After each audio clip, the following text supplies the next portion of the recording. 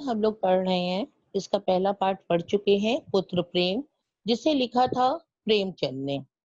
अब हम दूसरे पाठ पर आते हैं, गौरी, जिसको लिखा है सुभद्रा सुभद्रा कुमारी चौहान ने। गौरी आज का पाठ है, पाठ 2, सुभद्रा कुमारी चौहान। इनके बारे में आपने पहले भी पढ़ा है। इनकी कविता बहुत फेमस है, झांसी की रानी। खूब लड़ी मर्दानी, वो तो झांसी वाली रानी थी। ये तो आप लोग को याद ही है। सुभद्रा कुमारी चौहान ने जो भी कविता की है, जो भी रचना की है, सब में देश प्रेम की बातें हैं, राष्ट्रीय चेतना है। गांधी जी ने असहयोग आंदोलन चलाया था, तो सबसे पहली महिला सुभद्रा कुमारी चौहान ही थी जो उसमें सम्मिलित हुई थी। असहयोग आंदोलन का जो चेतना चला था उस समय, क्रांति चली थी, जो एक भाव उपजा था देशवासियों के बीच में, नागरिकों के बीच में, तो पहली महिला सुभद्रा कुमारी चौहान थी जो इनसे ज्वाइन किया था असहयोग आंदोलन को। और स्वतंत्रता संग्राम के लिए इस समय वह 2 बार जेल भी गई। तो उनकी कविता में, उनकी रचना में स्वतंत्रता की छाप पड़ना तो लाजिमी है। आप जानते ही हैं कि जब इस ढंग से जिसने अपने देश को स्वतंत्र कराने के लिए कितने कष्ट सहे, कितना कुछ किया, और अपनी कविता के जरिए उन्होंने प्रेरणा दी, लोगों में जोश जागृत किया। ऐसी कवित्री हमारे बीच है सुभद्रा कुमारी चौहान, जिन्होंने लिखा है गौरी। गौरी का एक कहानी है, इसमें भी क्या है, संदेश दिया है, राष्ट्रीय चेतना का संदेश।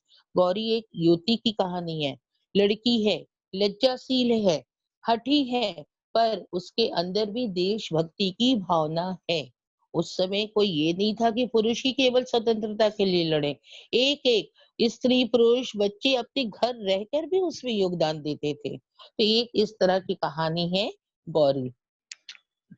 सुभद्रा कुमारी चौहान की बात करें तो इनकी रचना है, प्रसिद्ध रचना जिससे वो प्रसिद्ध हुई, झांसी की रानी, त्रिधारा और मुकुल। ये इनकी कविता की संग्रह है। बिखरे मोती और उन्मादिनी ये कहानी संग्रह है।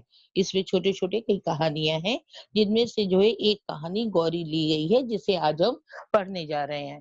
अब हर अपनी कविता हो या कहानी हो, उसमें सुभद्रा जी ने जो है राष्ट्रीय चेतना का संदेश दिया है, देशभक्ति से परिपूर्ण देश भावों को व्यक्त किया है, और लोगों को ऐसा जोश जगाया है लोगों में कि वो भी देश के लिए अपने को समर्पित करें।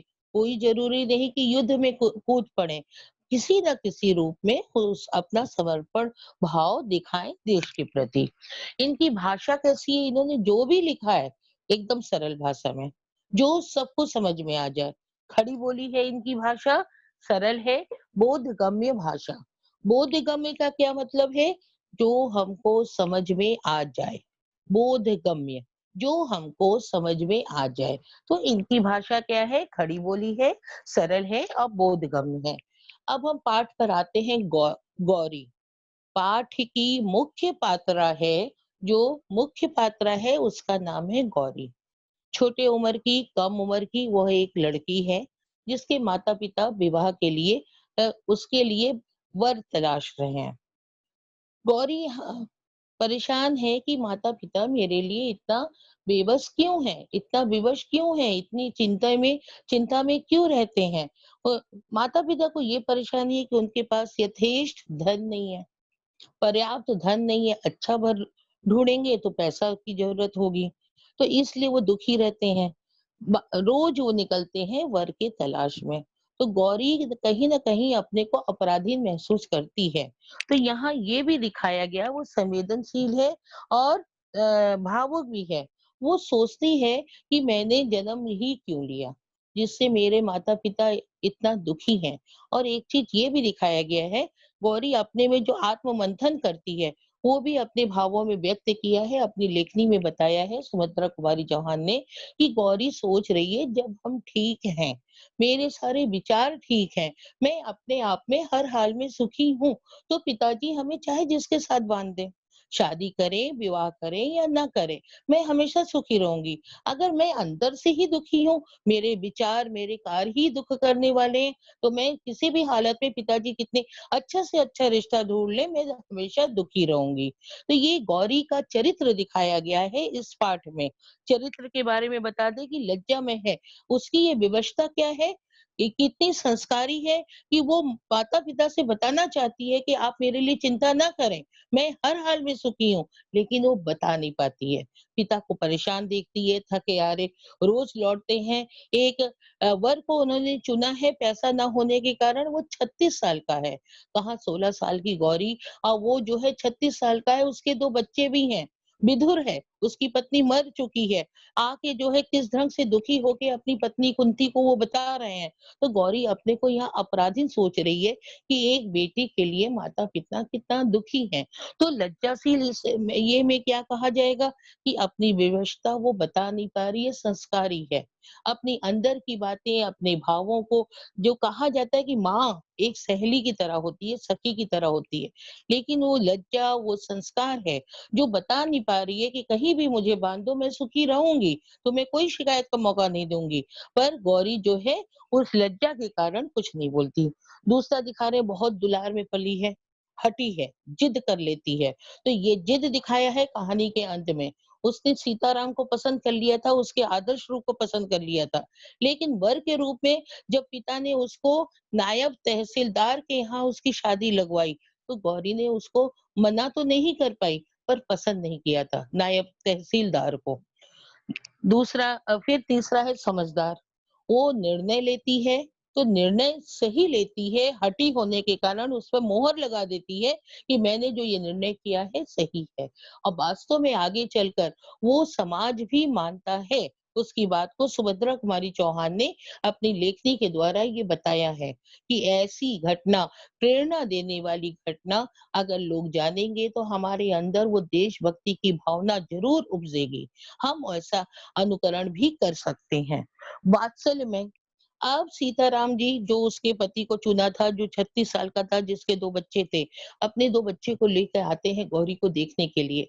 तो गौरी इतनी वात्सल्य में है कि उन दोनों बच्चों को पहली बार मिलते ही बहुत प्रेम करने लगती है। और अंत में आप देखेंगे कि जब सीताराम जी जेल जाते हैं, शादी नहीं हुई रहती है गौरी की, पर उसे ध्यान रहता है उन्हीं 2 बच्चों का कि आखिर उन बच्चों का क्या होगा जिनके घर में कोई नहीं है, माँ नहीं है, कोई रिश्तेदार नहीं है, नौकरानी भी नहीं है, वो भी अपने घर जाती है, उसके भी बच्चे हैं, उसको भी पालना है। तो यहाँ पर दिखाया है कि वह वात्सल्यमय है, बच्चों को कितना मानती है। भावुक है, संदेश संवेदनशील है, मतलब संवेदनशील भावुक वो जो सोचती है, अपने भावना से, हृदय से सोचती है। उसको हृदय से जो भाव उठते हैं, वो दिमाग से वो जब उस पर विचार करती है, तो अपना निर्णय उसे सही महसूस होता है। उसे लगता है कि मैंने भावुक होकर के कोई गलत निर्णय नहीं किया है। वो संवेदनशील है, बच्चों का भी ध्यान रखना है और सीताराम जी के बारे में भी जब सोचती है, तुलना करती है अपने वर महाशय के साथ, तो उसे सीताराम जी ही अच्छे लगते हैं, श्रेष्ठ लगते हैं। तो यहाँ गौरी के बारे में इस प्रकार देशभक्त नायब तहसीलदार क्या हैं? अंग्रेजों के गुलाम हैं। भारतीय होते हुए भी वो गुलामी कर रहे हैं। उनके चांदी के टुकड़ों पर पल रहे हैं, उनके कहने पर वो कुछ भी अत्याचार अपने ही देश के नागरिकों के साथ कर सकते हैं। जब वो तुलना करती है सीताराम जी के साथ, सीताराम जी 2 बच्चे हैं, कितने विवश हैं, कितने विवश हैं कि बच्चों को कैसे पाला जाए, वो जेल जाएँगे तो ये छोटे-छोटे बच्चे कहाँ भटकेंगे? लेकिन नहीं, उनके अंदर देशभक्ति का जज़्बा है।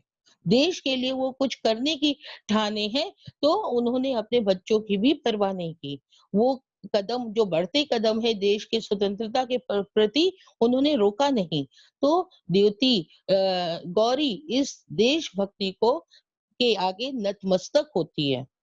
हाँ, तो इस प्रकार इस पाठ में गौरी के बारे में बताकर सुभद्रा जी ने एक पाठकों को नई प्रेरणा दी है, एक जोश दिया है, एक संदेश दिया है, राष्ट्रीय चेतना का संदेश दिया है।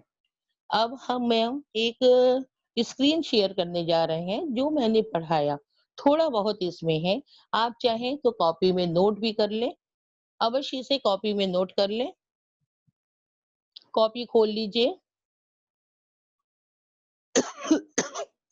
हेडिंग डालिए, गौरी गद्य संकलन पाठ 2 गौरी।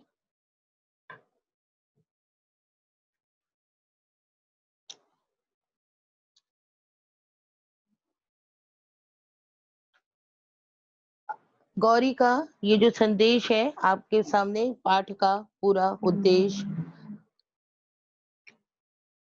उद्देश्य क्या है? नैतिक मूल्यों की विवेचना है, कल्याणकारी संदेश है। इस पाठ का उद्देश्य हम आपको बता रहे हैं, नैतिक मूल्यों की विवेचना है, कल्याणकारी संदेश है। दहेज प्रथा का भी वर्णन किया गया है, क्योंकि पिताजी, गौरी के पिताजी परेशान है, यथेष्ट पर्याप्त धन न होने के कारण वह उचित वर नहीं चुन पा रहे हैं, गौरी के विवाह के लिए उचित वर नहीं चुन पा रहे हैं। तो यहाँ थोड़ा सा दहेज प्रथा का भी झलक है। किसी स्त्री के भावों को प्रकट करने की विवशता भी, अंतर्द्वंद भी सुभद्रा जी ने अपनी लेखनी के द्वारा दिया है। स्त्री की विवशता, वह संस्कारी है, संस्कारी होने के कारण कोई भी बात वो हठ पूर्वक नहीं कह पाती है, खुलकर नहीं कह पाती है, मन ही मन जो है सोचती है, विचार मंथन करती है, आत्म मंथन चलता रहता है, लेकिन वो विवश होती है एक लज्जा के कारण, एक संस्कार के कारण। तो गौरी यहाँ पर क्या दिखाई गई है? एक लज्जाशील संस्कारी युवती। ठीक है, तो इस प्रकार आपने गौरी के शुरुआत एक सारांश में थोड़ा सुन लिया। तो आपने ये भी जान लिया कि सुभद्रा कुमारी चौहान कितनी प्रसिद्ध लेखिका थी, साहित्यकार थी। उन्होंने कविता और कहानी दोनों ही लिखा है। कविता में उनकी प्रसिद्ध कहानी है झांसी की रानी। झांसी के ऊपर, झांसी की रानी लक्ष्मीबाई के ऊपर उन्होंने लिखा, जो बच्चों बच्चों के जुबान पर था, खूब लड़ी मर्दानी वो तो झांसी वाली रानी थी। तो इनकी भाषा इतनी सरल है कि हमको उन शब्दों का अर्थ ढूंढने के लिए कहीं जाना नहीं पड़ेगा, अपने आप ही लोगों को समझ में आ जाएगा किसके बारे में कहा जा रहा है, क्या कहा जा रहा है। गौरी पाठ अब पढ़ेंगे तो उसमें भी देखेंगे कि उनकी भाषा बोधगम्य है। हमने बोर्ड पर लिखा था बोधगम्य, मतलब समझ में आने लायक। गौरी जो है, फिर से आप समझ लीजिए एक बार, पढ़ने के पहले हम आपको समझा दे रहे हैं। गौरी भारतीय राष्ट्रीय आंदोलन को अभिव्यक्त करने वाली एक भावात्मक कहानी है। फिर से आपको समझा दे रहे हैं, चाहिए तो नोट कर लीजिए। गौरी, गौरी पाठ में जो युवती गौरी है उसके बारे में कह रहे हैं।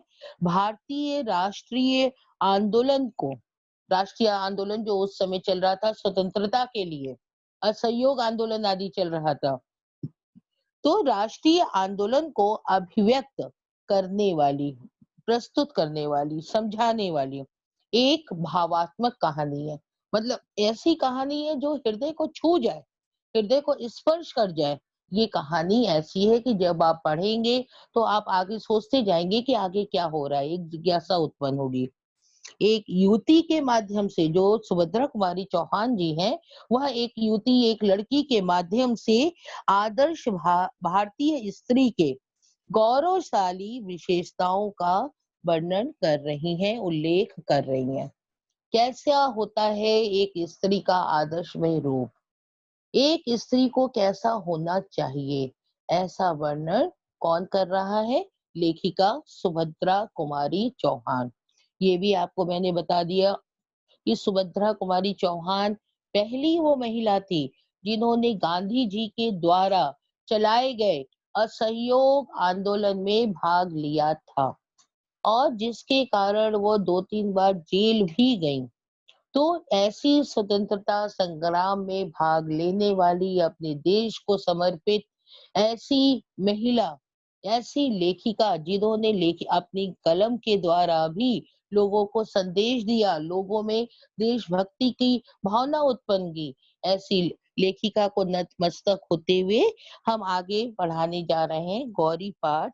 अब हम समझाएंगे एक एक लाइन, इसका आशय समझते चलिएगा और शब्दार्थ में जहां अर्थ हम बताएंगे बुक में ही आप जो है पेंसिल से वो लिख लीजिएगा, ठीक है। आपको चरित्र चित्रण भी बता दिया है गौरी का कि वो लज्जामय है, समझदार है, भावुक एवं संवेदनशील है, हठी और दृढ़ निश्चयी है। जो निश्चय करती है उस पर दृढ़ रहती है, बदलती नहीं है, दुविधा में नहीं रहती है, वो दृढ़ निश्चयी है। देशभक्त है, वात्सल्यमय है। तो यहाँ पर बोलना हम खत्म करके अब पाठ का आरंभ करते हैं गौरी, जिसे लिखा है सुभद्रा कुमारी चौहान ने। Page number 14।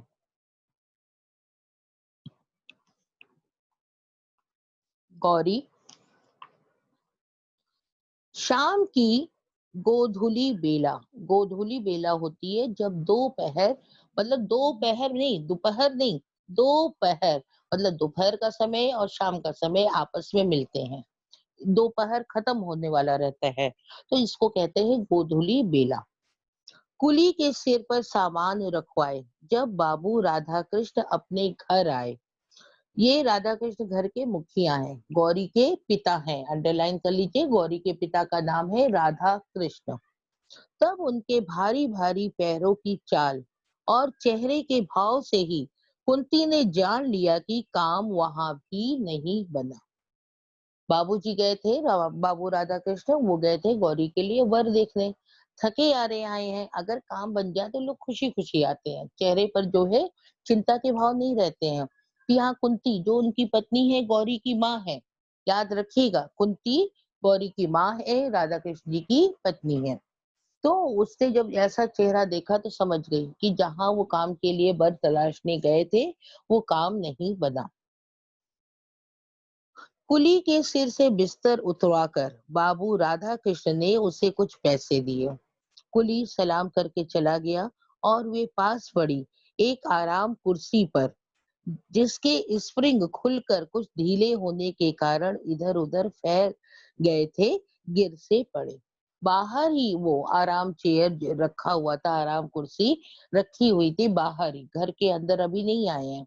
वहां पर ही वो थके हारे जो है बैठ गए आराम करने के लिए, आंख मूंद कर थोड़ी देर अपने को विश्राम देने के लिए वो लेट बैठ गए। उनके इस प्रकार बैठने से स्प्रिंग आपस में टकराए, जिससे एक प्रकार की झंझन की आवाज हुई।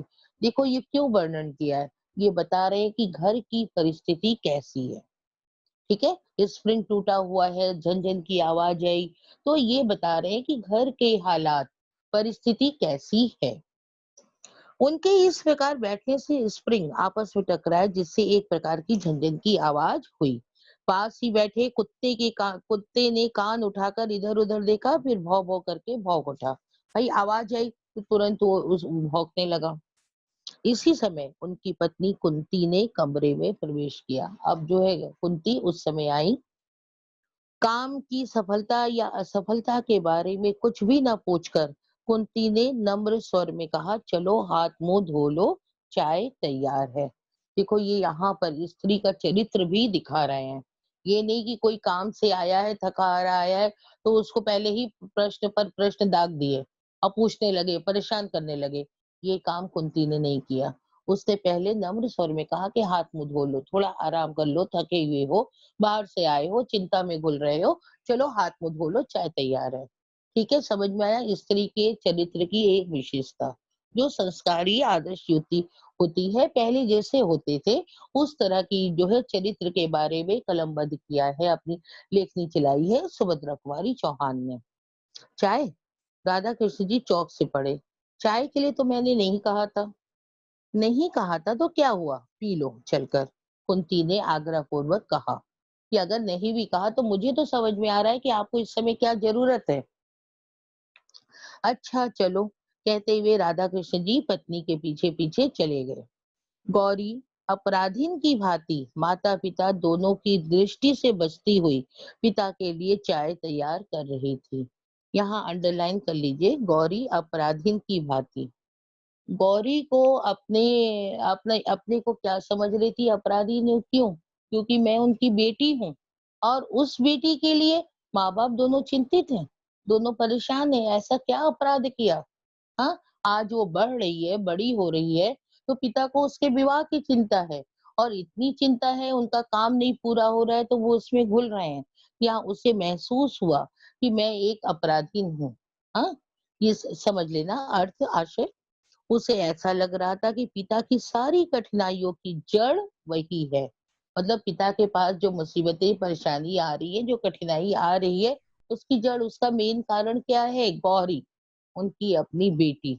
पिता जिसके कारण कठिनाइयाँ झेल रहे हैं, रोज़ ट्रेन से बाहर जा रहे हैं, बिस्तर वगैरह सँभाल कर ले जाते हैं, ले आते हैं, इतना परेशान हो रहे हैं, थकान हो रहा है, उम्र उनकी हो रही है, लेकिन इतने परेशान हैं, तो इसकी जड़ कौन है? गौरी।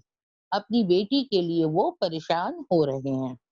ना वो होती और ना पिता को विवाह की चिंता होती। अगर गौरी ना होती आज, तो क्या होता? पिता को चिंता तो ना होती कि किसकी हम चिंता करें, किसको हम विवाह के संस्कार में बांधें। इस प्रकार पिता को चिंता नहीं होती। स्थान-स्थान पर घूमना ना पड़ता कि हर जगह जिसने जहाँ बता दिया कि यहाँ का वर देख लीजिए, वो ठीक होगा गौरी के लिए, गौरी के योग्य होगा, पिताजी दौड़े चले जा रहे हैं। तो अगर गौरी ना होती तो पिताजी को इस तरह स्थान-स्थान घूमना नहीं पड़ता। वह मुँह खोलकर किस प्रकार कह दे कि उसके विवाह के लिए इतनी अधिक परेशानी उठाने की आवश्यकता नहीं है। अब गोरी सोच रही है कि हम मतलब कहना चाह रही है अपने माता-पिता से कि मेरी शादी की चिंता मत करो, इतना परेशान मत हो, वो कहना चाह रही है। माता-पिता चाहे जिसके साथ उसकी शादी करें, वह सुखी रहेगी। गौरी यहाँ बता रही है कि मैं सुखी रहूँगी, मतलब अपने आप में सोच रही है कि मैं अच्छी हूँ, मैं बुरी नहीं हूँ, मुझमें क्या खराबी है? तो वो जहाँ चाहे मेरा विवाह कर दें, क्यों परेशान हो रहे हैं? भाई अपने लड़की के लिए जब लड़का देखते हैं तो यही सोचते हैं माता-पिता कि लड़की उसकी सुखी रहेगी। तो गौरी का ये सोचना है कि जब मैं सुखी हूँ, मैं अच्छी हूँ, तो मैं कहीं दुखी क्यों होंगी? ये गौरी का सोच है, तो उसका विचार भी दिखा रहे हैं कि कितना विचार पॉजिटिव वे में है। गौरी यह नहीं समझ पाती थी कि माता-पिता इतने परेशान क्यों रहते हैं। कभी-कभी वो सोचती मैं माता-पिता को इतनी भारी हो गई हूँ, भारी का मतलब बोझ। अंडरलाइन कर लीजिए। इस पर जैसे पंक्ति दिया और 4 क्वेश्चन पूछा तो ये आपको लिखना पड़ेगा।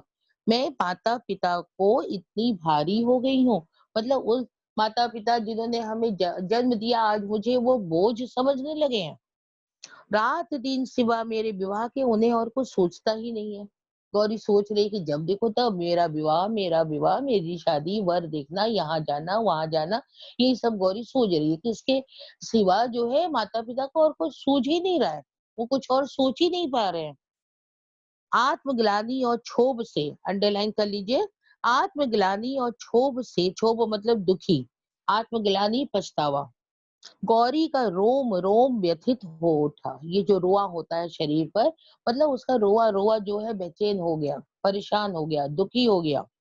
उसका जी चाहता कि धरती फटे और वह समा जाए। मतलब ऐसा मन हो रहा था कि गौरी खत्म ही हो जाए, मर जाए, जिससे माता-पिता को ये दुःख ना हो, ये कठिनाई ना हो। किंतु ऐसा कभी ना हुआ। सोचती थी गौरी क्या सोचने से सब पूरा हो जाता है? कभी नहीं होता है।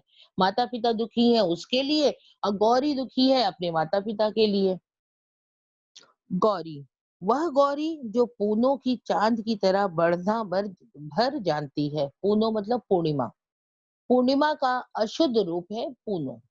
पूर्णिमा में चाँद क्या होता है? पूरा रहता है, चाँद घटता नहीं है। चाँद अपने पूरे 16 श्रृंगार में रहता है। महीने का एक पक्ष अमावस्या होता है जो वो चाँद पूरा ढक जाता है, अंधियारा छा जाता है और पूनों का चाँद क्या होता है? पूरा रहता है, चारों ओर उजियाला करता है, शीतल चाँदनी बिखेरता है। तो यहाँ एग्ज़ाम्पल दिया है, उदाहरण दिया है गौरी की सुंदरता का कि वो पूनों की चाँद है अर्थात पूर्णिमा की चाँद है, बहुत सुंदर है और वैसे ही चाँद की तरह बढ़ती जा रही है। घटती नहीं है, दिन पर दिन बढ़ती जा रही है। घटने का जिसके पास कोई साधन ना था। राधा कृष्ण जी की चिंता की सामग्री हो गई थी। यही उसका बढ़ना, दिन पर दिन बढ़ना राधा कृष्ण के लिए चिंता का विषय हो गया था। सामग्री यहाँ वस्तु के अर्थ में नहीं आएगा, विषय के अर्थ में आएगा, सामग्री। तो चिंता का विषय हो गया था। उसके विवाह के योग वर के साथ उसका विवाह करना चाहते थे। यही सबसे बड़ी कठिनाई थी। भाई हर माता-पिता चाहता है कि योग्य वर मिले। मेरी लड़की इतनी सुंदर है, लज्जाशील है, अच्छी है तो उसके लिए योग्य वर मिले। योग्य पात्र का मूल्य चुकाने लायक उनके पास यथेष्ट संपत्ति ना थी। योग्य पात्र मतलब वर, दूल्हा। अब अगर योग्य वर हम ढूँढते हैं लड़की के लिए तो क्या चाहिए? दहेज। दहेज में क्या ज़रूरत पड़ता है? धन की आवश्यकता पड़ती है। तो उसके लिए यथेष्ट संपत्ति मतलब ऐसा धन, ज़मीन, जायदाद ऐसा कुछ उनके पास नहीं था। यही कारण था कि गौरी का यह 19वाँ साल चल रहा था। याद कर लीजिए, अंडरलाइन कर लीजिए, गौरी कितने साल की थी? 19 साल की। फिर भी वे उसके हाथ पीले ना कर सके थे। हाथ पीला करना ये जो है मुहावरा है, जो है इसका मतलब विवाह करना। हाथ पीले करना ये नहीं कि हल्दी लगा कर हाथ पीला कर लिया। विवाह करना। गौरी ही उनकी अकेली संतान थी। यहाँ परिचय दे दिया कि गौरी उनकी अकेली, इकलौती, एकमात्र संतान थी। छुटपन से ही गौरी का बड़ा लाड़ प्यार हुआ था। भाई इकलौती संतान थी, कोई उसमें तो कमी का समझ में ही नहीं आना चाहिए कि उसके लिए हम कुछ कमी करें। तो जो वो चाहती थी वो करते थे, दुलार करते थे, प्यार करते थे। गौरी का यथासंभव उन्होंने प्यार दुलार गौरी को दिया। लेकिन क्या था, इसी कारण क्या हुआ, गौरी स्वभाव से निर्भीक, मतलब वो डरपोक नहीं रही। उसे किसी बात का डर नहीं रहा।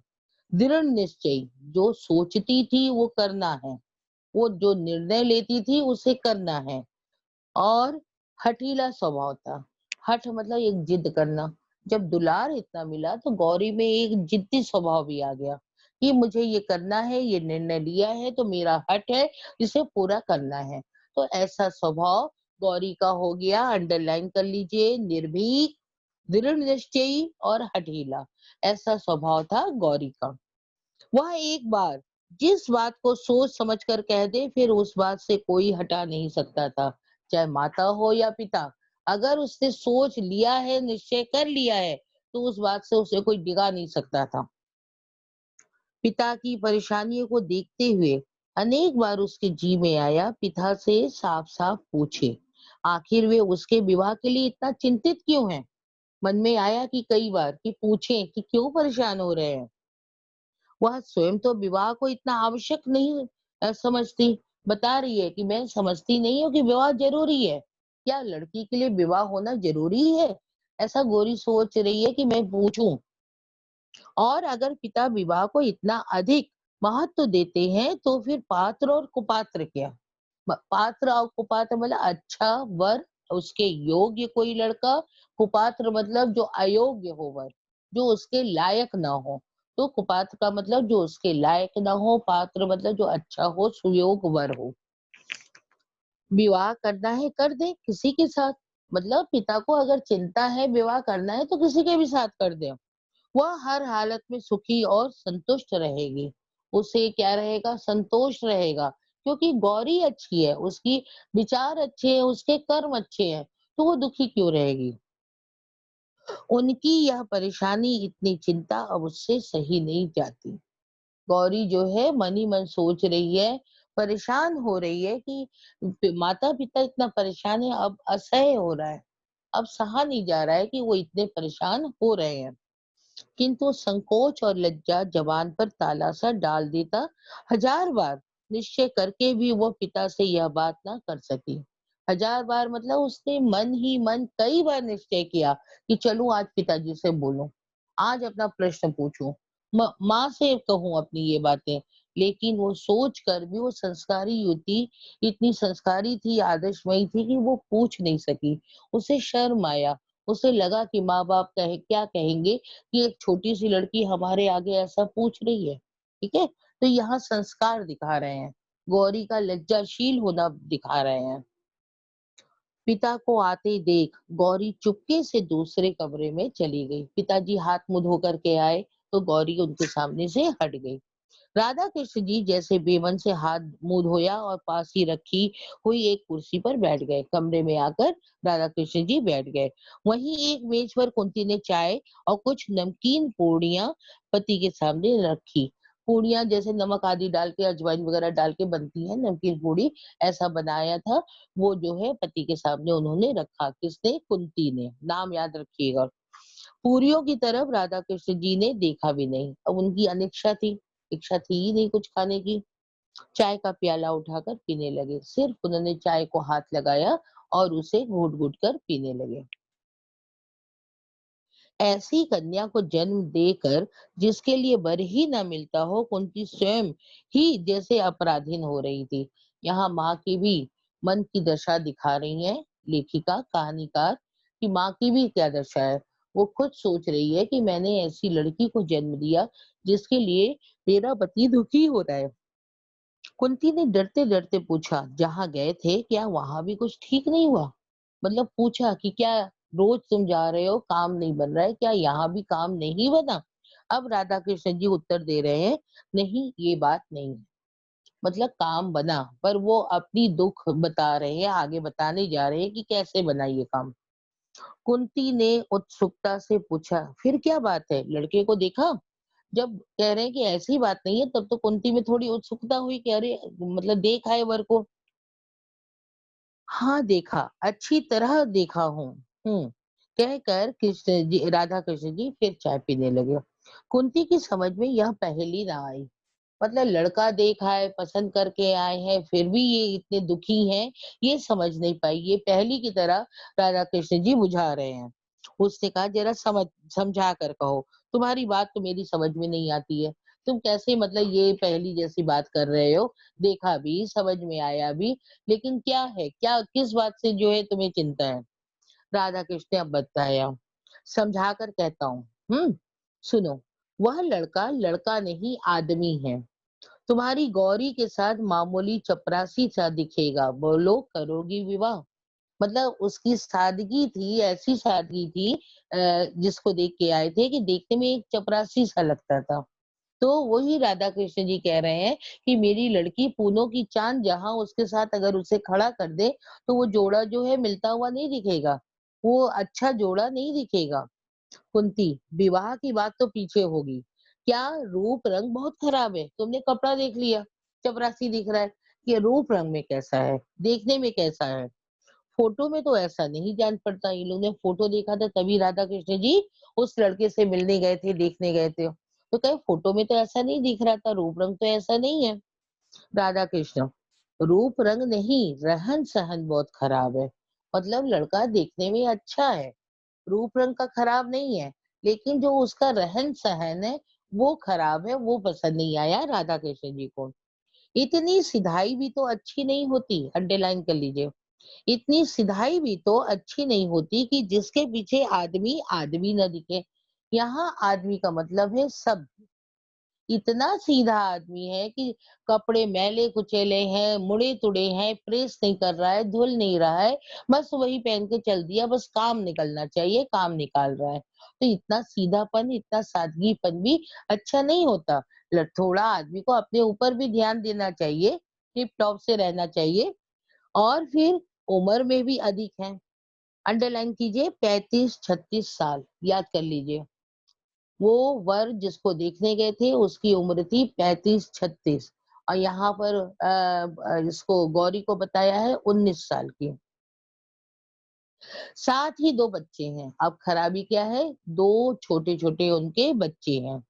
उन्हीं बच्चों को सँभालने के लिए तो विवाह करना चाहते हैं, नहीं तो शायद ना करते। मतलब यहाँ बताया वो उसने बता दिया था जब राधा कृष्ण जी मिलने गए थे कि मैं बच्चों के लिए शादी कर रहा हूँ।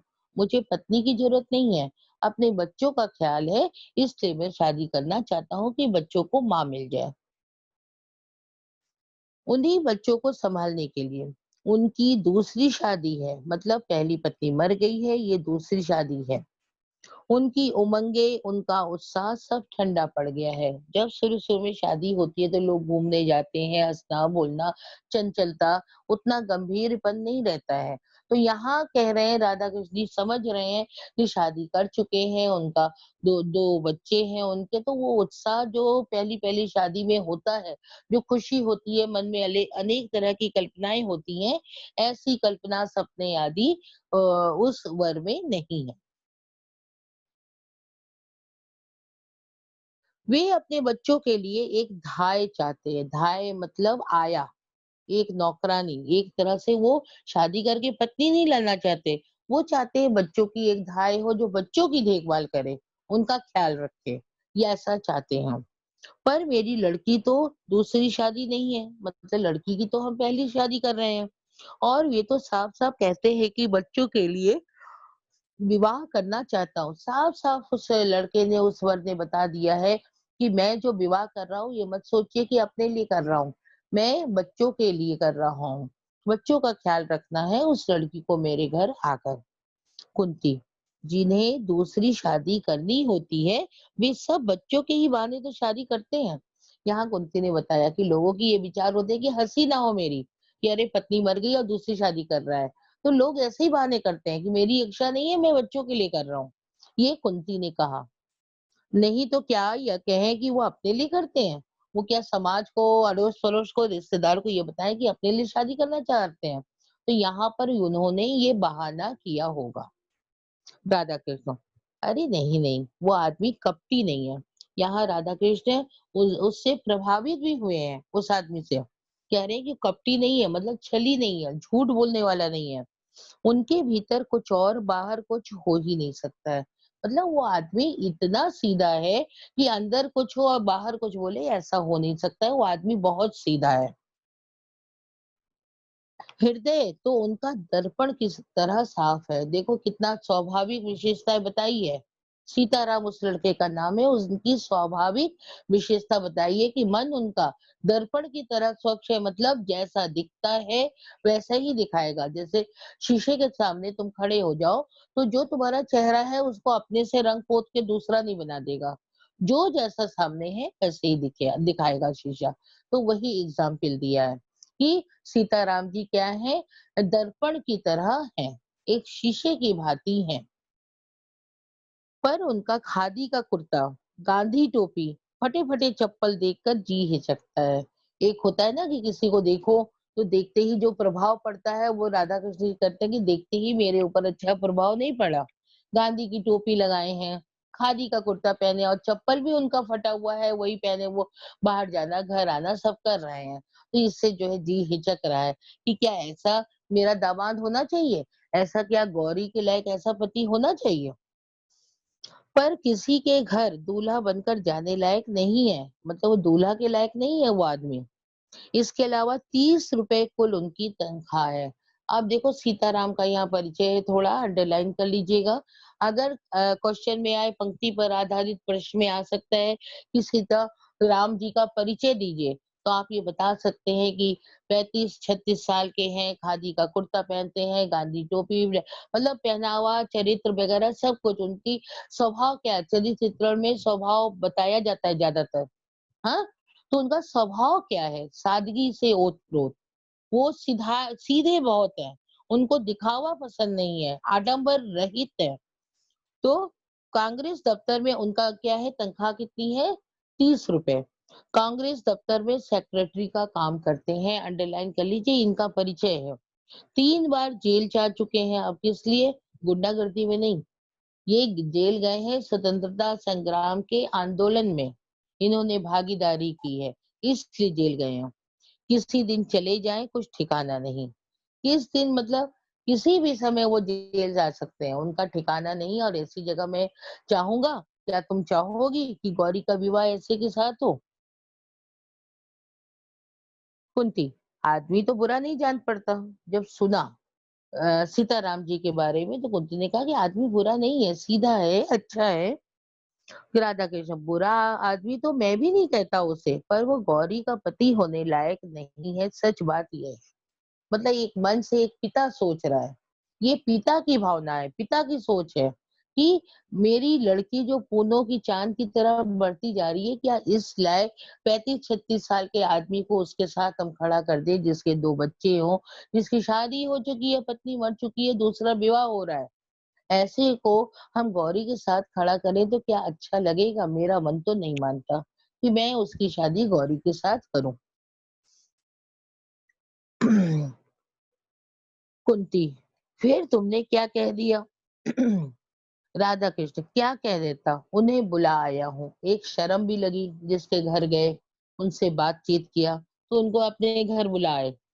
अगले इतवार को आएंगे। इतवार मीन रविवार, संडे। तो कब आएंगे वो बरमाशे? अगले इतवार को, अगले रविवार को। जिससे तुम भी उन्हें देख लो, और वे आने के लिए भी तो बड़ी मुश्किल से तैयार हुए। मतलब राधा कृष्ण ने जब कहा कि मेरे घर आओ, लड़की को देख लो, मेरी पत्नी भी तुम्हें देख ले, तो वो तैयार नहीं हो रहे थे। वो बस राजी थे कि हाँ, आप शादी करना चाहते हैं, मैं कर लेता हूँ, लेकिन अपने बच्चों के लिए। कहने लगे, नहीं साहब, मैं लड़की देखने ना जाऊंगा। इस तरह लड़की देखकर मुझे किसी लड़की का अपमान नहीं किया जाता। मतलब किसी लड़की को देखूं और कह दूं ये अच्छी है, बुरी है, इसका तो अपमान होता है ना। मुझे लड़की नहीं देखनी। फिर जब मैंने उन्हें समझा कर कहा कि आप लड़की को देखेंगे, लड़की और उसकी माँ आपको देख लेगी, तब कहीं बड़ी मुश्किल से राजी हुए। राजी मतलब स्वीकार किया उन्होंने कि मैं आपके घर इतवार को आऊँगा। यहाँ तक आपने समझ लिया राधा कृष्ण ने किस प्रकार वरवहास्य के बारे में बताया। यहाँ गौरी का भी परिचय हो गया है, और राधा कृष्ण और उनकी पत्नी कुंती कैसी है, ये भी आपने समझ लिया। आगे देखिए, गौरी दरवाजे की आड़ में खड़ी सब बातें सुन रही थी। वो भाई शादी की बात आई है, पापा देख के आए हैं किसी एक बर को, तो वो चुपचाप दरवाजे के पीछे खड़ी होकर के बात सुन रही थी। जिस व्यक्ति के प्रति उसके पिता इतने असंतुष्ट और उदासीन थे, यहाँ ध्यान दीजिए, पिता जो है संतुष्ट नहीं थे, उदासीन मतलब वो पसंद नहीं कर रहे थे। उसके प्रति गौरी के हृदय में अनजाने ही कुछ श्रद्धा के भाव जागृत हो गए। गौरी मिली नहीं थी, लेकिन पिता के शब्दों में जो उसके कान में गया, जो उसने सुना, उसे अपने आप उस वर के प्रति एक श्रद्धा का भाव आया कि वो आदमी कितना स्वतंत्रता प्रेमी है, देश के प्रति कितना समर्पित है, जिसके 2 छोटे बच्चे हैं, बस उन्हीं की देख-रेख के लिए वो चिंता कर रहा है। और अपनी साफ बात कह रहा है, अपने मन की बात भी उसने साफ-साफ बता दी। राधा कृष्ण जी पान का बीड़ा उठाकर अपने बैठक में चले गए। बैठक, ड्राइंग रूम। और उसी रात फिर उन्होंने अपने कुछ मित्रों और रिश्तेदारों को गौरी के लिए योग्य वर तलाशने को कई पत्र लिखे। राधा कृष्ण जी को तो पसंद नहीं आया। उन्होंने कई पत्र, लेटर लिख डाले अपने रिश्तेदारों को और मित्रों को कि गौरी के लिए कोई वर देखो। तो यहाँ तक हम जो है खत्म करते हैं, और कुछ प्रश्न राधा कृष्ण जी में और कुंती में आपस में बात हो जाती है कि कैसा है गौरी, उनके बारे में अपने वर महाशय जिसको देख के पिताजी आए हैं, उसके बारे में सुनती है। अपने आप जो मन में भाव उसके उपजते हैं, अच्छे भाव रहते हैं। वो क्या करती है कि अगर ये पति के रूप में आई तो वो पूर्ण समर्पित रहेगी। गौरी के अंदर भी देशभक्ति का जज्बा है, वो देशभक्ति की भावना को पसंद करती है, तो वैसे व्यक्ति को भी वो पसंद करती है। यहाँ तक हमने पढ़ा। आगे देखिए, अगला इतवार आया। अब रविवार आ गया, जिस दिन वो वर वहां से आने वाले हैं। आज ही सीताराम जी गौरी को देखने या अपने आप को दिखलाने आएंगे। आज ही के दिन आना है उनको, और बाहर किसी को नहीं बताया गया है। राधा कृष्ण जी उनको शर्म आ रही है, और कुंती ने अपने अड़ोस पड़ोस रिश्तेदार किसी को भी नहीं बताया है। राधा कृष्ण ने पहले ही कह रखा है कि किसी बाहर वाले को कुछ ना मालूम पड़े। क्यों? क्योंकि उन्होंने जो है पत्र डाल दिया है अपने मित्रों को, रिश्तेदारों को कि मेरी लड़की के लिए दूसरा अच्छा वर देखा जाए। तो उनके मन में यहाँ पर छल है सीताराम जी के प्रति। अतएव यह बात गुप्त रखी गई। गुप्त मतलब छुपा कर रखी गई। हाँ, गुप्त मतलब छिपा कर रखी गई। घर के भीतरी आंगन में ही उनके बैठने का प्रबंध किया गया। भीतरी आंगन मतलब कोई आए तो इन्हें ना दिखे कि घर में कौन आया है, किस लिए आया है। 3-4 कुर्सियों के बीच एक मेज, जिस पर एक साफ धुला हुआ खादी का कपड़ा बिछा दिया गया। और एक गिलास में आंगन के ही गुलाब के कुछ फूलों को तोड़कर गुलदस्ते का रूप दिया गया। मतलब गुलदस्ता नहीं था, फ्लावर वास नहीं था, एक गिलास में ही फूलों को तोड़कर उसके ऊपर सजा दिया, तो उनकी वहाँ की जो सजावट थी, आंगन की सजावट तैयार हो गई। बहुत ही साधारण सा आयोजन है। सीताराम जी सरीखे व्यक्ति के लिए, मतलब सीताराम जी जैसे, सरीखे मतलब जैसे व्यक्ति के लिए किसी विशेष आडंबर की आवश्यकता तो ना थी। आडंबर मीन लिख लीजिए दिखावा, दिखावा, झूठा दिखावा, ठीक है? तो ऐसी आडंबर की जरूरत नहीं थी कि हम ये लाएं, वो लाएं, सजाएं, ठीक है? ये था समय सीताराम जी अपने दोनों बच्चों के साथ आए, बच्चे भी वहीं खादी के कुर्ते, हाफ पैंट पहने, ना जूता, ना मोजा, ना किसी प्रकार की ठाट-बाट, पर दोनों बड़े प्रसन्न, बड़े हँसमुख आकर घर में वे इस प्रकार खेलने लगे जैसे इस घर से वे चिर परिचित हों। तो यहाँ पर आप जो बताइए हम